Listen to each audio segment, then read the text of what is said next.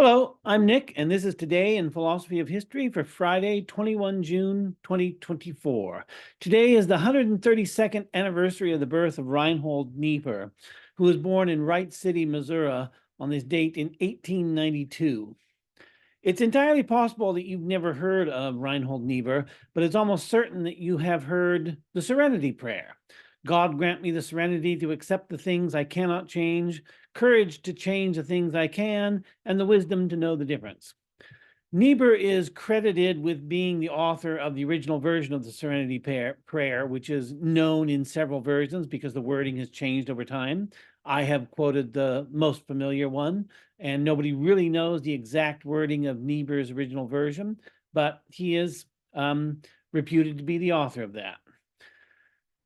And Niebuhr was a big deal in the mid-20th century, about the same time when Toynbee was also very popular, especially in the US. Americans seem to be particularly susceptible to this kind of mashup of theology and history found in Niebuhr and Toynbee, and it makes Walter Kaufmann's criticisms of Toynbee more understandable. In my episode on Toynbee, I quoted the following from Walter Kaufmann, quote, "If a single factor accounts more than any other for Toynbee's popularity in the United States, it is surely his concern with religion, not simply the fact of his concern, but above all the nature of his concern. In an age in which books become bestsellers because they seem to prove scientifically that the Bible is right, Toynbee could hardly fail to be a popular success. His frequent references to God and Christ and his thousands of footnote references to the New Testament, which record his every use of a biblical turn of speech, assure the Christian reader that the Bible is proved right, while his growing hope for a vast syncretism pleases those who feel that the one thing needful is a meeting of East and West. Toynbee makes a great show of religion, which the Hebrew prophets did not, but he presses no unequivocal or incisive demands, which the prophets did. Unlike the religion of most, if not all, of mankind's great religious figures, Toynbee's religion is ingratiating, like that of the politicians or our most successful magazines. He offers us history, social science, anecdotes, schemes, entertainment, all this and heaven too," unquote. So that's from Walter Kaufmann's From Shakespeare to Existentialism, Chapter 20, Toynbee and Religion, Section 3. Similar comments could be made about Niebuhr. I don't know of anything quite so devastating, but I'm sure it's out there, given Niebuhr's stature in the middle of the 20th century. There were probably people who said things that cruel or more cruel. And Niebuhr certainly had his critics. For example, Sidney Hook in particular criticized Niebuhr. In the book, The Quest for Being, Niebuhr is one of the examples that Hook uses for his essay, The New Failure of Nerve. And this is a mid-20th century reformulation of the idea of a failure of nerve in history, which I discussed in my episode on Gilbert Murray, who originated the idea some decades earlier. Hook attributes to Niebuhr a rare courage, but he also thinks that Niebuhr was deluded about the role of theology in his thought. Hook also wrote an essay specifically about Niebuhr, The Moral Vision of Reinhold Niebuhr, which is included in his book, Pragmatism and the Tragic Sense of Life, in which Hook wrote, quote, "The connection between Reinhold Niebuhr's theology and his social and political philosophy is neither logical nor historical, but personal. The absence of the logical relationship does not disturb him because he sees in the self or person and its freedom something that radically defies rational connections. By the same token, he cannot be surprised either by the failure of those who accept his ethical and political insights to swallow his dialectical truths, which are beyond reason, or the refusal of many of his theological disciples to embrace the pragmatic wisdom of his thinking in social and political life," unquote. So that's Sidney Hook's, from Sidney Hook's essay about Niebuhr. It was pretty much inevitable that anyone as successful as Niebuhr in the middle of the 20th century would attract many critics, but he also attracted many admirers. There were some major figures in international relations, like George Kennan, who were said to have been readers of Niebuhr. As a Protestant theologian, Niebuhr presented his work as a Christian interpretation of history, but Niebuhr's religious interpretation of history has very little in common with providential philosophies of history, as we find in St. Augustine or Bossuet, for example. There's a lot in Niebuhr that is traditionalistic, but his use of the traditional Christian concepts, such as divine sovereignty over history or original sin, serve much as the Copernican principle serves in contemporary thought to remind us of human limitations and to see ourselves in a much more comprehensive context of meaning that is suggested by the immediate interests of our lives. There's a 1952 paper by Robert E. Fitch, Reinhold Niebuhr as prophet and as philosopher of history, that gives what I would characterize as a sympathetic overview of Niebuhr's conception of history, which he has conveniently formulated as 10 points, as following. 1, history is the scene both of mystery and of meaning. 2, no one center of meaning within history is adequate to explain all of history. 3, history exhibits only proximate solutions for man's perennial problems. History is not the Christ, is not ultimately redemptive. 4, history is morally ambiguous. 5, evil is an inevitable concomitant of even the highest spiritual enterprises. 6, all men are equally sinners, but not equally sinful. Equality of sin, but inequality of guilt. 7, human freedom is the source of evil as well as of good.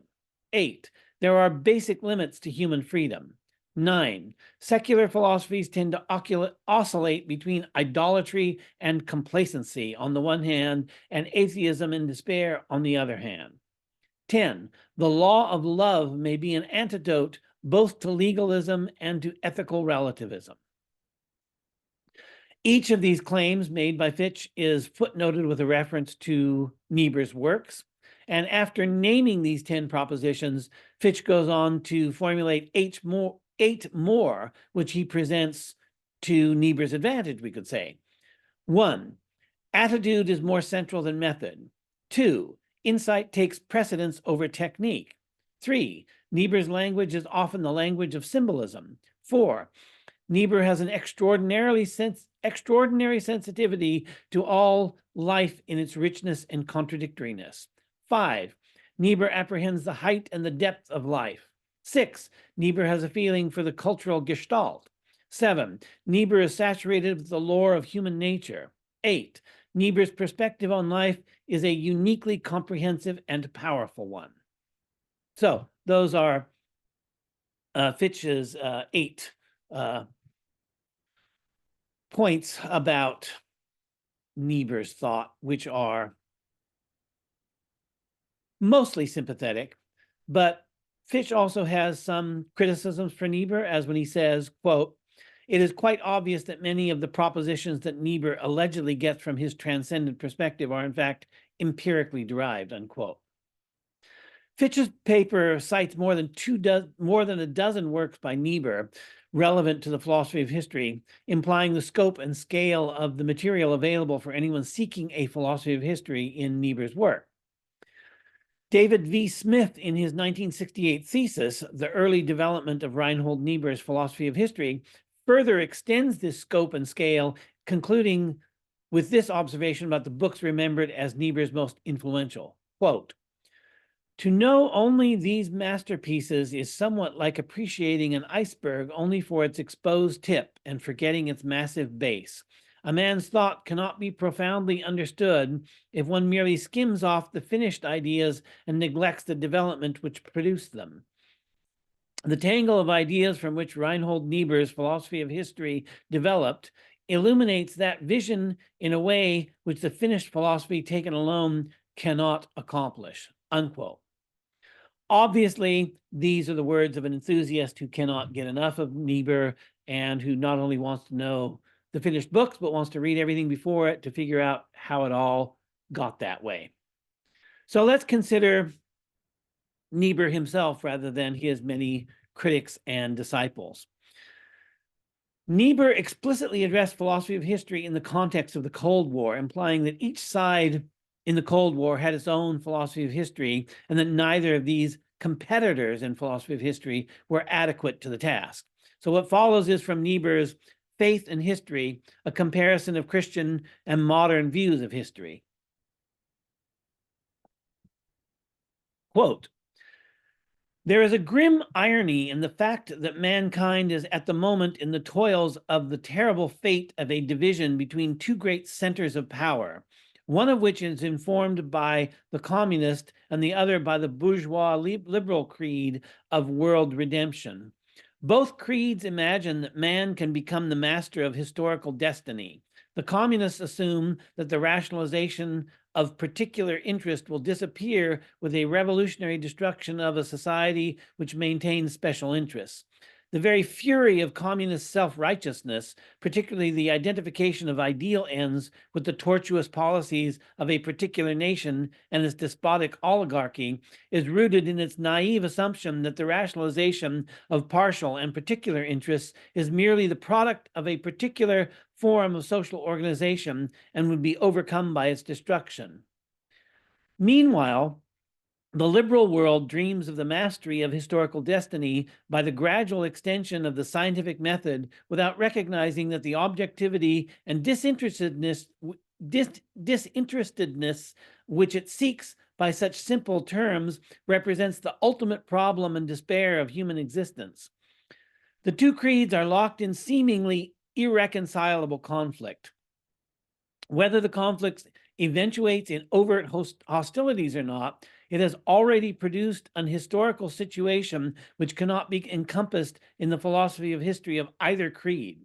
An adequate frame of meaning to encompass it would have to contain the motif of the Tower of Babel myth of the Bible. In that myth, God reduced the pride of men who wanted to build a tower into the heavens by confounding their languages, thereby reminding them that they were particular, finite, and conditioned men who do not find it an easy matter to become simply man."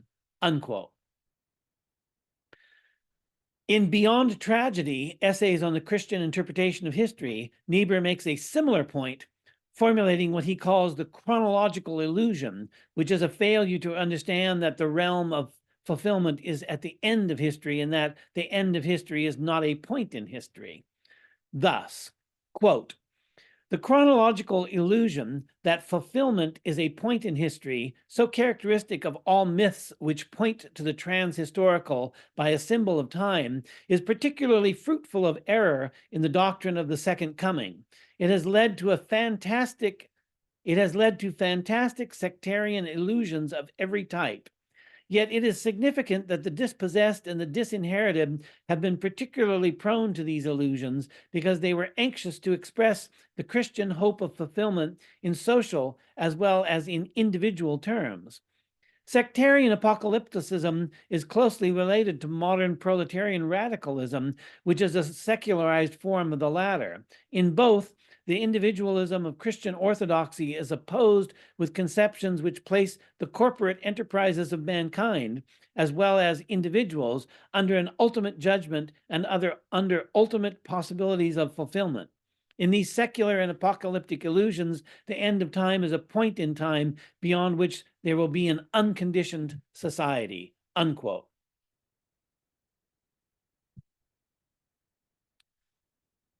The criticism I take from this is like Karl Löwitz's criticism of philosophies of history as disguised forms of Christian eschatology, masking Christian hope as a secular hope for a better tomorrow.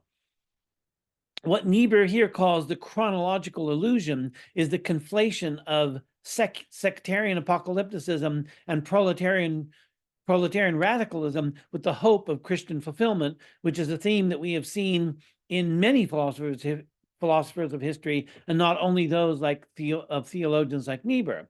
Eric Voegelin's admonition not to immanentize the eschaton is an expression of the same concern. Salvation history and secular history are two different things, which is why St. Augustine posited the two cities, the city of God and the city of man. And the city of man can be overthrown, as Rome was sacked in 410 AD, prompting Augustine to write his City of God to argue that all was well despite appearances. But Niebuhr's philosophy of history is strikingly different from the providential philosophy of St. Augustine. Sidney Hook's response to this was that nothing in Niebuhr's philosophy of history was really derived from his theology. According to Hook, Niebuhr was deluding himself. But Niebuhr returns time and again to theological themes as sources of meaning. And we could argue that the need to appeal to these themes and the appeal to traditional moral lessons, like the story of the Tower of Babel, referenced in an earlier quote, is part of what is involved in seeing history through the lens of theology. Niebuhr wants to be relevant to the concerns of his time, so he discusses the Cold War, but he frames the Cold War in theological terms and critiques both parties to the Cold War from a theological perspective. Niebuhr returns to the problem of the fulfillment of life in the final paragraph of Beyond Tragedy. Quote, "The Christian view of the future is complicated by the realization of the fact that the very freedom which brings the future into view has been the occasion for the corruption of the present in the heart of man. Mere development of what he now is cannot save man, for development will heighten all the contradictions in which he stands, nor will emancipation from the law of development and the march of time through entrance into a timeless and motionless eternity save him. That could only annihilate him. His hope, consequently, lies in a forgiveness which will overcome not his finiteness, but his sin, and a divine omnipotence which will complete his life without destroying its essential nature. Hence, the final expression of hope in the Apostolic Creed, I believe in the forgiveness of sins, the resurrection of the body, and life everlasting, is a much more sophisticated expression of hope in ultimate fulfillment than all of its modern substitutes. It grows out of a realization of the total human situation, which the modern mind has not fathomed. The symbols by which this hope is expressed are, to be true, difficult. The modern mind imagines that it has rejected the hope because of this difficulty. But the real cause of the rejection lies in its failure to understand the problem of human existence in all its complexity." Unquote. Near the end of The Nature and Destiny of Man, Niebuhr gives his interpretation of the relationship between time and eternity, which is a perennial concern for Christian philosophers of history in particular.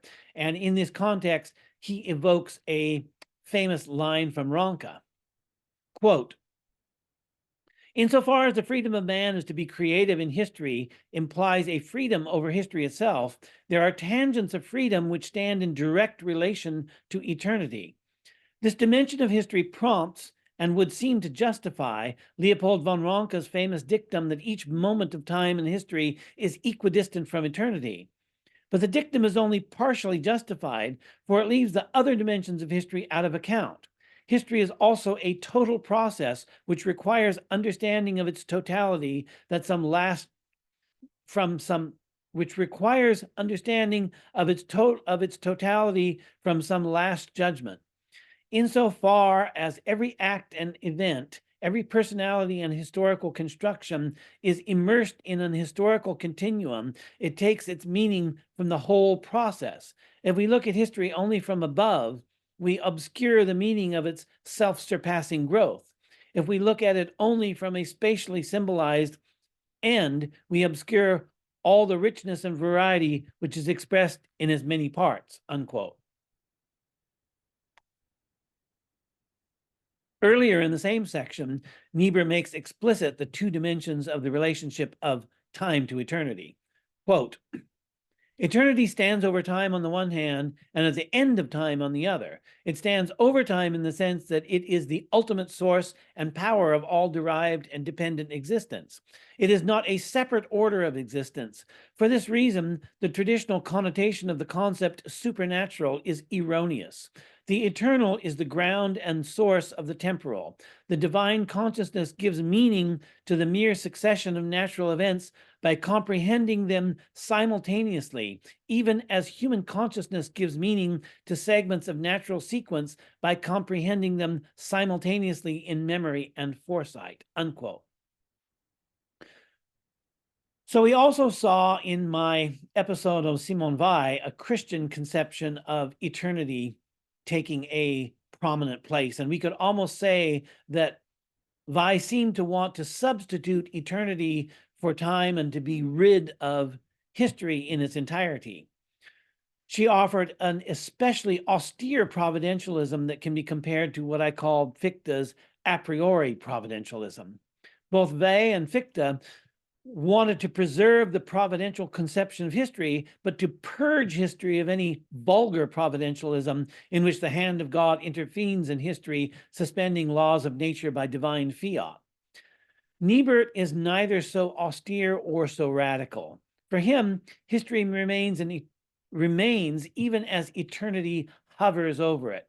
History, then, is not to be abandoned in favor of eternity, since, as we saw in an earlier quote, that would annihilate humanity. And history is not to be assimilated to eternity or denied outright. History is to be given a Christian meaning that completes life in the here and now without destroying its essential nature. Niebuhr sought to show the Christian meaning of contemporary events, and we can understand his departing from the long tradition of providential philosophies of history, which had been the established method of infusing history with religious meaning, as an extension of the increasingly rigorous methods of historians who have endeavored first and foremost to avoid distorting history in order to make it fit a preconceived plan. Providential philosophies of history appear as the paradigmatic exercise in demonstrating an extra-historical agenda through the means of history. And the very fact that Niebuhr avoided even the appearance of providentialism, showed that he wanted to be true both to the historical record and to his faith as a theologian. This was then and now a difficult balancing act, and Niebuhr shows us one of the more effective examples of maintaining this delicate balance. So happy birthday, Reinhold Niebuhr, and thanks for listening.